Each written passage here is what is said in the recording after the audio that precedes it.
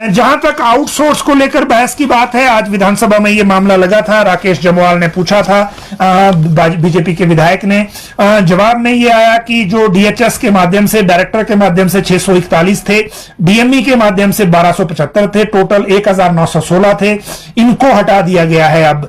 और सवाल यह था कि इनकी पेंडिंग पेमेंट कब करेंगे।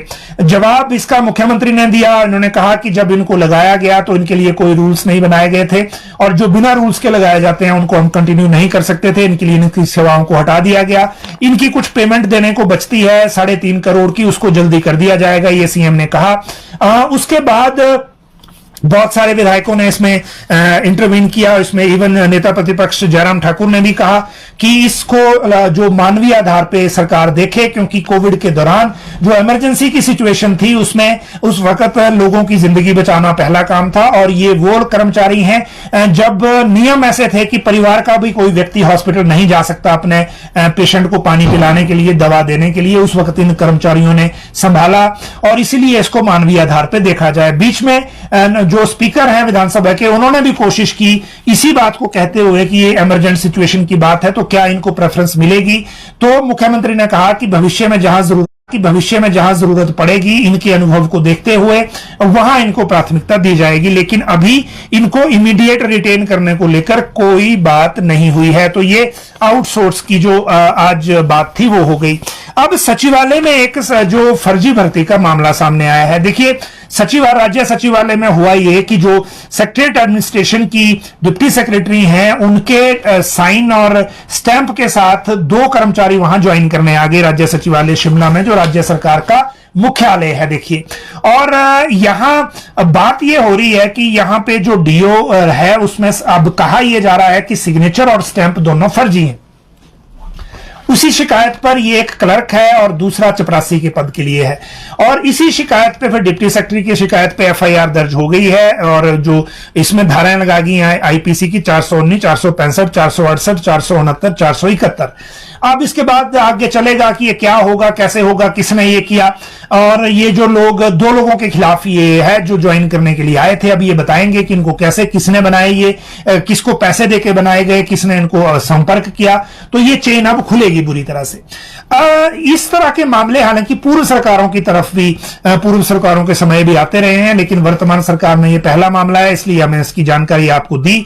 और ये जो एफआईआर है ये अब दायर करने के बाद पुलिस ने इसमें इन्वेस्टिगेशन शुरू कर दी है।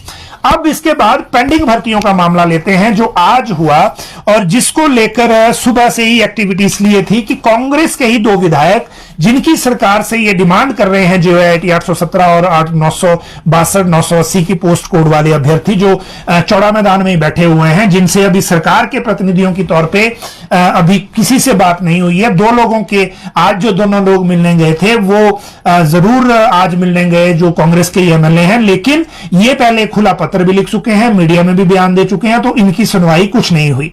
लेकिन फिर भी ये मिलने गए, इन्होंने वहां पे बात की। नई बात यह है कि जो स्टूडेंट है उन्होंने पहले तो कह रहे थे कि ओवरेज हो गए बहुत से, लेकिन इस बार ये भी कहा कि शादियां टूट गई, लेकिन क्योंकि नौकरी नहीं मिली और शादियां टूट गई और इधर सरकार रिजल्ट नहीं दे रही, जबकि सुप्रीम कोर्ट भी ये कहता है कि कंडीशनल दी जा सकती है, या तो विजिलेंस ब्यूरो वाले क्लियर कर दें कि उन्होंने आगे क्या करना है, चार्जशीट क्यों नहीं दी जा रही, और सरकार फिर उसमें कंडीशनल अपॉइंटमेंट भी दे सकती है।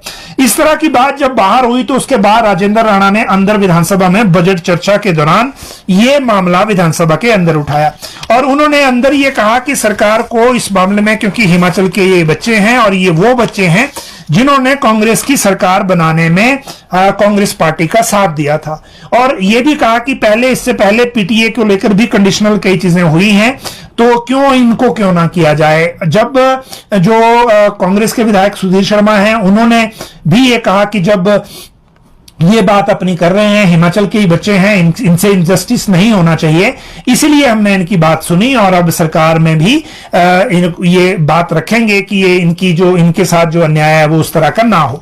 तो ऑफिशियली अब ये हो गया, इसका इंपैक्ट आपके लिए आगे क्या है वो अब ऐसा हो गया कि क्योंकि विधानसभा में बजट चर्चा के दौरान ये बात उठ गई, रिकॉर्ड पे आ गई, अधिकारी वहां रिकॉर्ड करते हैं, और जब मुख्यमंत्री बजट चर्चा का जवाब देंगे तो वो इस बिंदु को भी एड्रेस करेंगे या नहीं ये उनके ऊपर है। लेकिन बजट चर्चा में जो मसले उठते हैं जनरली उन सबका जवाब आता है।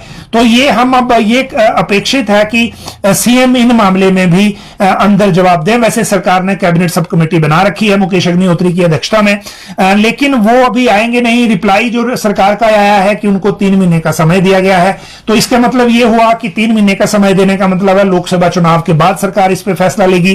अब क्योंकि बजट चर्चा में ये मामला आ गया है, आगे क्या होता है वो वहां पता लगेगा। जहां तक